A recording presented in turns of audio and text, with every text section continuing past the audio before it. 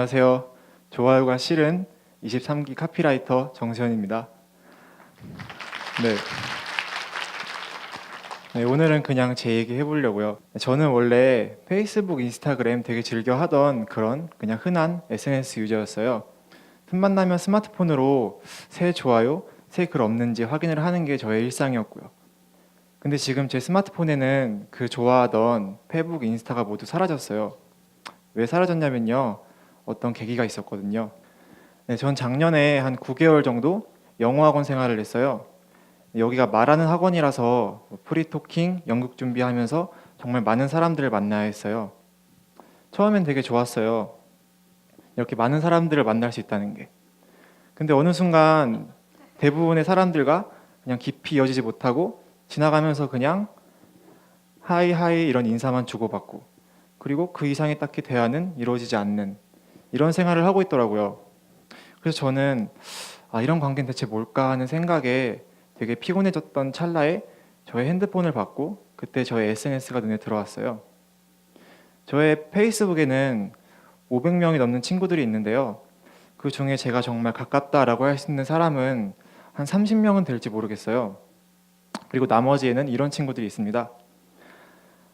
이 외국인 친구는 아마 케이팝을 좋아해서 저한테 친구를 건 것 같아요. 근데 한 번은 크리스마스에 저한테 이렇게 메리 크리스마스라고 인사해 주길래 전 반가운 마음에 메리 크리스마스라고 답을 해줬는데 그 이후로 답은 오지 않더라고요. 네, 또 며칠 된 새해라고 이 친구가 저한테 해피 뉴 이어 해줬는데 전 또 반가워서 해피 뉴 이어 해줬지만 역시나 답은 오지 않았어요. 아마 올해 크리스마스에나 또 이런 연락이 오지 않을까 생각을 하고 있습니다. 네, 그리고 이렇게 저한테 정직한 생일 축하글을 남겨준 이 친구는 사실 몇 년 전에 얼굴 한 두어 번 본 게 전부거든요. 그래서 저한테 축하를 해줬으니까 뭐라고 말은 해줘야겠는데 정말 할 말이 없어서 그냥 고마워 라고밖에 해줄 수가 없는 이런 친구들이 이 안에 너무 많더라고요.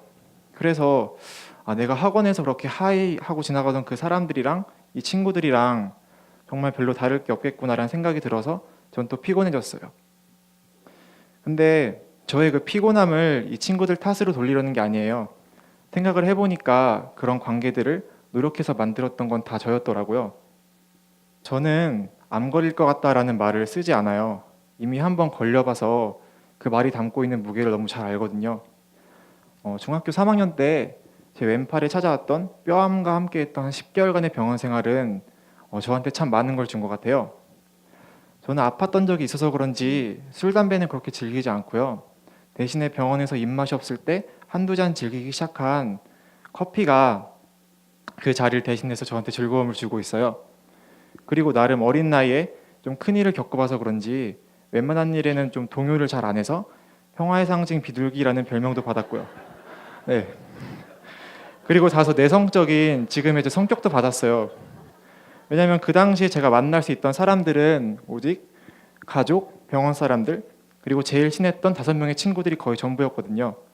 가끔 짧게 퇴원을 해도 저는 좀 면역이 약해져서 집 밖을 잘 못 나가니까 이 친구들이 거의 매일같이 집에 와서 하루 종일 놀곤 했어요. 근데 그러다 보니까 저는 어느새 그런 작은 관계에 되게 익숙해졌나 봐요.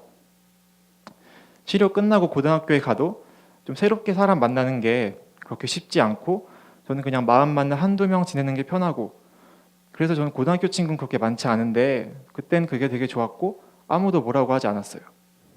근데 대학교에 갈 때쯤에는 이런 말들이 막 들리더라고요. 대학교에서는 아무도 너 안 챙겨준다. 인맥도 스펙이라는데 너 어떻게 하려고 그러냐. 이런 말들에 저는 겁을 좀 먹었던 것 같아요. 그래서 내 성격에는 분명 친구 막 못 사귈 것 같은데 문제가 될까? 흔히 말하는 아싸 되는 거 아니야? 이런 생각을 했고 저는 그 당시에는 마치 이게 해야 하는 일인 것처럼 사람들을 만나려고 했던 것 같아요.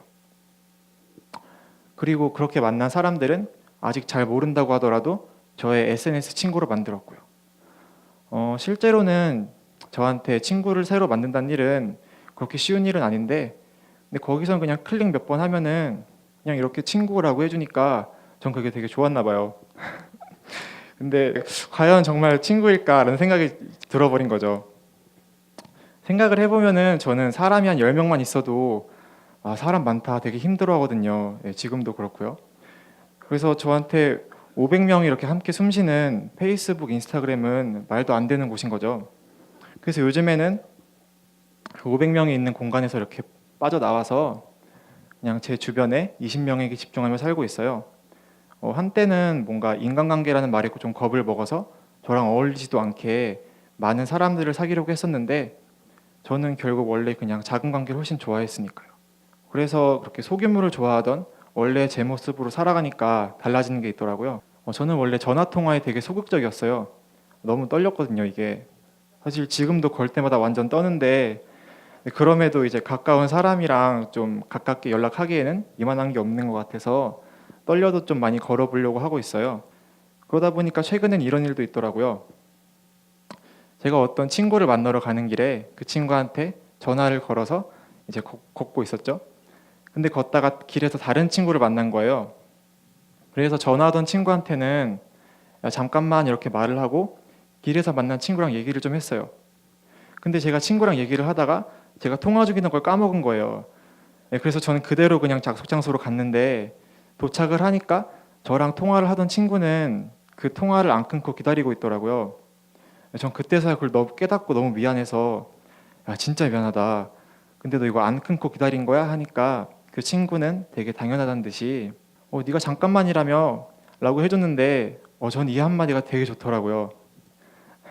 제가 그동안 건네봤던 뭐 수십 개의 뭐 좋아요 댓글, 뭐 하이, 뭐 메리 크리스마스, 생일 축하해 이런 것들이랑 되게 비교가 안 되는 그런 한마디였던 것 같아요.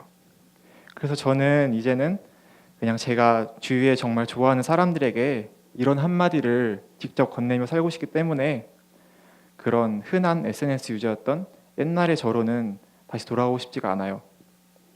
그래서 저는 요즘에 주변에서 야, 너 요즘에 인스타에서 안 보이더라. 야, 너 페이스북 안 해? 왜?